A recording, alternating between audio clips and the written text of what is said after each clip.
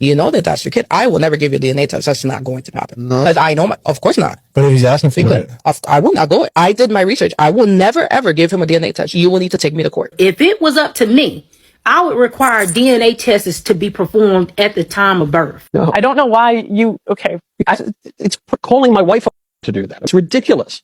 I feel like DNA testing at birth, to me, is like, no matter how you spin it, no matter how you try to dress it up, you are telling your wife, I think you've been cheating on me. We do not care. I got this comment saying that in states where DNA testing became mandatory for child support, nearly half the men tested were not the father. I had to look into that. Here's what we actually know. Georgia passed a law in 2015 making DNA testing mandatory in all new child support cases where paternity had not been legally established. So an acknowledgement of paternity is a legal establishment. Their own data showed approximately 20% of men ordered to pay child support were not the biological father. 20% of men ordered to pay child support were not even paying for their own children. One of the fathers of those children. Damn, this scam runs deep. Nationally, paternity testing labs report that between 28 and 32% of men who take paternity tests are not the father. In 2025, that number climbed to nearly 40%. Right now, Missouri is pushing it even further. Representative Tonya Rush introduced House Bill 3197, which would require mandatory DNA paternity testing at the time of birth for every child born in Missouri. No assumption, no guessing, confirmed from day one. The bill also includes a fund to cover the cost so no family is priced out. Men have been ordered to pay child support for children that DNA later proved was not theirs. And courts have still refused to remove that obligation. Georgia got it right. Missouri is fighting for it now. This should be the standard in every single state. If you agree, comment below and tell me what state you're in. Because this fight is a state-by-state basis, and we need mandatory DNA testing in every single state. Because no child should grow up without knowing who their father is, and no father should grow up not knowing whether or not a child is biologically his. Now, this is interesting, guys. So what do you think? Do you think that mandatory testing should be carried out? Because the truth is this, a lot of women are running some huge scams these days because they're going to sleep with a bunch of men. And at the end of the day, when they get pregnant and they don't really know who their father is, sometimes they look for the most resourceful man and pin that child on him so that he's going to be paying child support. He's going to take up that responsibility of paying child support. A lot of women set up men and get them trapped in responsibilities that they shouldn't even be in the first place. And it is so crazy because although it isn't all women that do this, but it is always a woman because this is entirely gender specific and it is sad. Guys, I want to ask you, do you think it makes a lot of sense for there to be mandatory DNA testing so that men can actually know if these children are theirs? And and the kids will know if this father or if this man is their dad or not. Because if things like this are not done, it's going to cause more harm down the line without even realizing it. Sometimes these kids, they might need probably a transplant, only to find out on the last day or too late that this man isn't their dad. What are they going to do? Yes, children need their real fathers. They need to know who their real fathers is. They need to know who their real fathers are. It doesn't cause more problems for the family down the line. A lot of women are really, really terrible when it comes to things like this. But then again, that is the reality of things as we see it. I want to talk about age preferences between genders at different ages. Now, this is not my opinion. This is a hypothesis that I've developed after reading thousands of profiles and having thousands of interactions. Now, guys, take a listen to this and see how a lot of men, as they get older, how their preferences change in terms of mating partners. And also for women, as they get older, how their mating preferences also change, because this is just biology. But somehow in some weird-ass way, a lot of people think that, well, this shouldn't be so. But then again, this is biology. Now, listen to her own hypothesis and see what she actually observed by matching couples together. And there are plenty of people who have come to this conclusion on their own. This is just for those people who are still confused about it. And there are obviously exceptions. I'm just talking about general trends. I'm going to start off talking about the youngest candidates, at 18 to 20 range. Now, the women in this age range do not want their peers. They want someone a few years older at least and more established. The men in this age range don't mind someone who's the same age, but they also don't mind someone who's 2, 3, 4, sometimes even 5 years older. Now moving on to early 20s. In this age range, the women... So when men are that young age, probably like 18 to 20, they don't mind dating older women. They like the cougars and things like that. But for women, well, they usually go specifically for older men. Oh, well, there's no problem there, right? Still prefer someone who's a few years older, but they are starting to be fine with their peers as well. The men in this age range are fine with their peers and might still be okay with someone who's 1 or 2 years older or younger. Now we're into the mid-20s, where at this point, the women are still fine with someone who is their peer or who is a few years older, but the men at this point are now showing a preference for women who are younger, although they still might be okay with someone who is a similar age. Getting into the late 20s, the women kind of maintain the same thing. They're okay with the peer, or they're okay with a few years older, while the men at this point are now saying they want someone a few years younger at least, pretty much across the board. At this particular stage in life, probably from mid-20s to like late-20s, the men start looking for younger women. Meanwhile, the women are more interested in probably their peers and someone who is kind of slightly older, things like that. But you see the interesting thing here, which is that a lot of men eventually, right? A lot of men eventually start taking interest in younger ladies. And that is just the basic biology of things. Because women who are younger are at their peak. They have the youth and the beauty. And it is attractive to men. But somehow, in some weird way, a lot of ladies think that this is a bad thing. Now, imagine if a guy is 29 and dating a girl that is 25.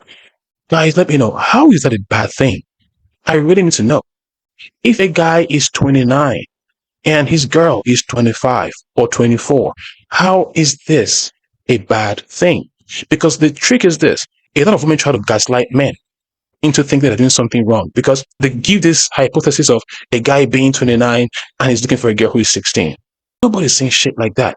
All they're saying is that guys are looking for girls who are younger. If the guy is like 27 and he's dating a girl that is 24 or 23, she is still younger. They don't need to go that extreme down the age gap, down the age line. They don't need to go that extreme, but somehow they try to gaslight men, trying to make them look bad for their life choices, which is pretty much sad, right? Back in the early ages, when the girls are looking for guys who are older, nobody gives a damn, right? Because then those guys who are older have resources that can be used to take care of the girls, and girls are attracted to guys like that.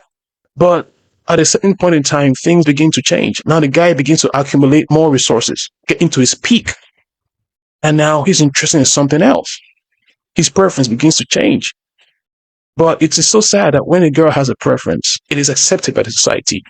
But when a guy has his own preference, he's condemned for having choices and preferences, which is absolutely crazy. Now starting to get into early 30s. The women are now saying that they're okay with someone who's a little bit older, they're still okay with their peers, and they're okay with someone who's a little bit younger at this point. The men, however, do not want to necessarily consider their peers. They are specifically asking for now women in their 20s. Now getting into the mid-30s, the women are still okay with having their peers, but also are now specifying larger age ranges in terms of how much older they're willing to go and also how much younger they're willing to go. Meanwhile, the men in their late 30s are now starting to specifically say they want a significant age gap where the person is max in their early 30s, if not younger. And as their age ranges increase into the 40s, 50s, and up, women still tend to maintain that they are fine with someone who's a peer or a certain number of years older or younger. But the men stagnate. No matter how old they get, they still want someone who is within a specific age range, late 20s, early 30s, and usually their cap is that 35 range. They usually cite the fact that they want children and they don't want a higher maternal age. But at some point, let's be for real. Basically, when the guys are like in probably like early 30s, they want someone younger. Well, listen to what she said. She didn't say that he wants one who's 14, 15, 16. No, she said girls who are probably in their late 20s or early 30s. Do you see that? Girls who are in their late 20s or early 30s. I don't know what is wrong with that. Is there anything wrong with that? Because you have a lot of ladies trying to gaslight men for liking younger women, which is actually normal or natural. Guys, please let me know. How is this a weird thing? I'm like 35 and I want a girl who's 29. Is it wrong for me to desire a girl who's 29 because she's younger? Whoa. They just want someone younger as well. Yeah, I tend to get a lot of questions from candidates about whether or not these people even exist. And to that, I'd say usually that they do exist, except they're just not looking within your age range. So I want to talk about age preferences between genders. That's nice. So guys, let me know your thoughts. What do you think about this? Do you think it's natural for men for men who are probably in their 30s or mid 30s to desire younger women. And do you also think there's anything wrong by men having those desires? And when I say younger women, I'm talking about ladies in probably like late 20s or early 30s. Now, if you're thinking something else, that's your own cup of tea. Can't turn a hoe into a housewife, but women are supposed to turn felons, cheaters, and liars into kings? Oh, freaking no. How the hell does it make any sense to you to turn liars, cheaters, murderers, and the worst of the worst of men into kings? These are the men that we, who are the guys, tell you not to go for. We tell you not to date this man because men like this already have a whole line of doing, they already have a whole history of doing the worst of the worst. We tell you ladies, do not date this man because they're going to break your heart and leave you hurt at the end of the day. But unfortunately, a lot of ladies find them attractive. They think that they can change this kind of man to suit their own tastes, which is completely absurd. It's so crazy that a lot of ladies reward such bad behavior in men. And this is not really the man's fault. It is your fault because you get to pick the man that you want to spend your time with. They didn't force you. And so when men say they don't want to get with the 304s, they are right not to. They have every right to exercise their choice. And when they do this, you cannot blame them. If you chose to make a cheater, a liar, a thief, your own king, and a man says, I'm not going to make a 304 a queen. Well, you chose to do you. And the guy chose to do him. You cannot blame anybody but yourself. Hold yourself accountable. Nobody's saying to go for the worst of the worst of men.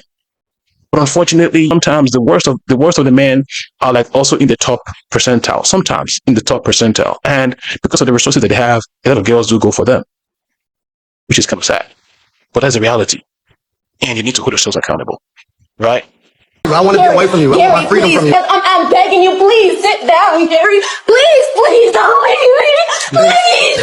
You see this, right? Gary, you see this? please, I'm trying to go. Please. I'm trying to go. Look at me. I don't want to be with you. I will give you whatever. I don't want nothing from you. I want to get away from you. I want my freedom from you. No is supposed to mean no. Go out the door. Right? Y'all see this? No is supposed to mean no. I'm trying to leave out the door, get away from the situation, and make things better for me, but I can't seem to go. So when the police get here, you will see, because I'm going to have to remove her from me physically. Trying to be polite and just walk out and have a great day, but she won't get off me. Can you please get off me? I'm asking her twice. I'm asking you to Can sit you down. please get off of me? I'm asking you to sit down. Can you please get off of me? Gary, please don't put your hands. I'm begging you, please sit down, Gary. Please don't leave me. Please. You see this, right? Gary, You see this? please, I'm trying to go. Please. I'm trying to go. Look at me. I don't want to be with you. I will give you whatever. I don't want nothing from you. I want to get away from you. I want my freedom from you. I don't know what she expects. The truth is this. Even if he chose to forgive her, the reality on ground is that at the end of the day, she's going to see him as a weak man for forgiving her. She's going to resent him for forgiving her because she's still going to cheat again. She already disrespected you once. She was testing your boundaries. So if you let her continue, she's going to do it again. And guess what? This time around, she's going to blame you for actually forgiving her the first time when she did it. And then she's going to resent you, gaslight you, try to manipulate you and make it all your fault. That is what they do.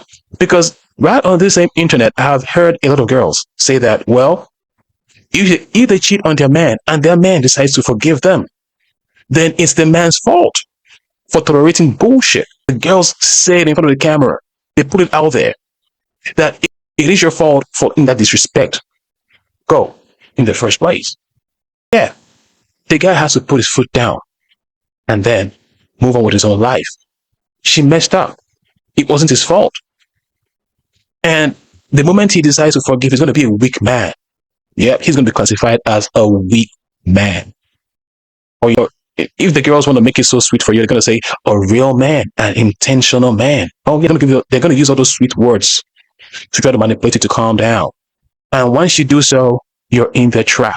Now, they can use you, manipulate you, keep cheating on you, and of course, keep blaming you for their own bad decisions. And that is what a lot of guys have to deal with, right? so many of my girls is out here trying to impress other women. Y'all keep on jumping from relationship to relationship, and then you got all the girls that's hyping y'all up. Like, yeah, I love this for our girls. Our girls are getting athletes. Our girls are moving on. Our girls are not putting up with stuff. But in the eye of a man, y'all look terrible. And then y'all say stuff like, we ain't doing it for the men. Then who you doing it for? Are you attracted to women? Because I know that if I'm attracted to a man or I'm attracted to men, I gotta kind of play the book based off what I'm attracted to. Y'all are playing the game in a girl way, which is a turnoff to men. But then y'all say we ain't doing it for the men. Then why are you dating the men? I'm a woman that like men. So I kind of got to move in a classy way if I want to attract a certain kind of man. If I'm not looking to attract the girlies, then me moving like a slut to impress the girlies is not gonna fly. Me showing my body and twerking and girls saying you ate that down and clock it and all this stuff that girls are parading on is preventing y'all from finding true love because y'all don't get it. Men are not settling for the things that the girls are hyping. But whatever, man. And that is the reality. A lot of guys have seen or noticed have noticed this liberal bad behavior from a lot of women, and they are taking none of it. They are moving to more traditional women, or women that they perceive to be more traditional, because they refuse to settle for less. You see, most time we have a lot of women that are living in la la land, deluding themselves, thinking that they want to impress the girls, right? In their mind, they think, oh, they are impressing the girls. But the truth is this: they want the attention from men.